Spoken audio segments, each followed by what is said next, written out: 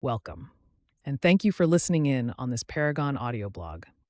In this episode, we are going to take a closer look at the steady decline in personal check use for retail payments and the continued growth of alternative, low-friction payment options at the point of sale. We will also explore some of the reasons why consumers, retailers, and banks continue to embrace digital payments, as well as some of the issues and challenges that the ever-expanding universe of alternative payment options creates for the retail industry. While the recent announcement from Target that it will no longer accept checks for payment in its stores made the headlines, it wasn't really breaking news. Other major retailers, such as Whole Foods and Aldi, gave up on checks some time ago. And don't even think about trying to write a check at McDonald's, Starbucks, or most other convenience-oriented pay-in-person venues. Rather than declaring this as big news, we should simply recognize the move by Target as part of the continued shift away from slow, antiquated payment options. After all, who goes to a shop these days hoping to pay by check? There's no doubt about it. Checks are high friction for consumers, retailers, and banks alike. By the end of 2023, American consumers were, on average, writing only one check per month, and that payment is typically for expenses like rent, utilities, insurance premiums, or tuition, but not for retail purchases. The speed, convenience, and security of digital payments have combined to spur their widespread adoption and push checks into their steep decline. The days of cashiers asking shoppers, "Will that be cash or check?" are already long gone, with the inevitable end of check acceptance at retail stores not far off. Retailers live by the credo that convenience is the new currency, a reference that could not be any more appropriate than it is for the payment experience. Today's sophisticated consumers, who hate waiting for anything, have truly embraced all forms of digital payments and especially love to tap their card, phone, watch, or wearable in order to make the speediest getaway possible.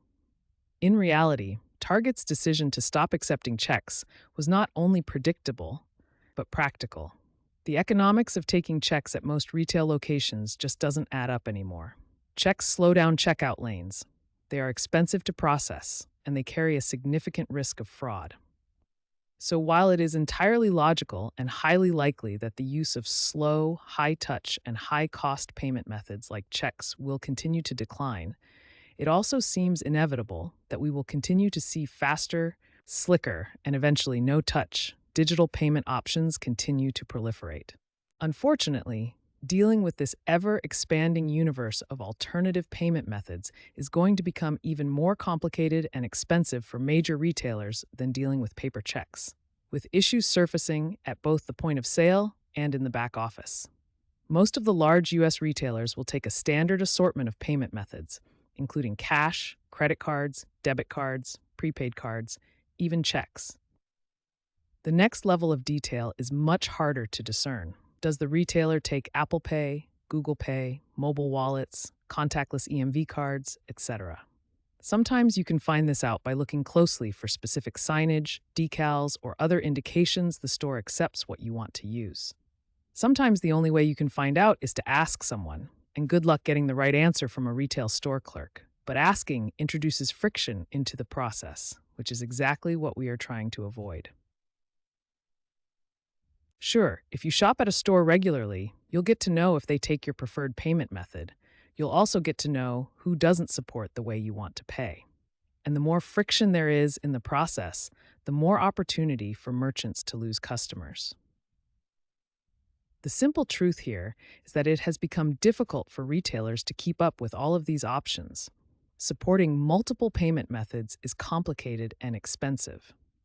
It may involve add-on hardware components such as NFC readers or QR code scanners, and will most certainly involve software changes on multiple systems, additional training for staff, new signage, and a whole lot of testing to make sure everything works together. The growing number of alternative payment methods will continue to add complexity to the already incredibly complex network of interconnected payment system components that change and evolve at different speeds. Many organizations struggle to keep pace with all the different pieces moving across the chessboard that is the payment industry.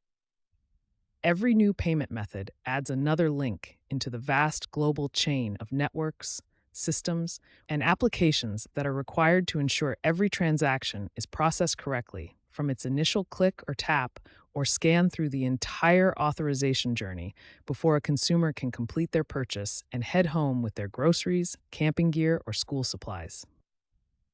Modern payment tools that support 24/7 remote access, automation, and resource collaboration can help ensure that all your payments are processed efficiently, reliably, and securely, no matter where or when or how they are initiated.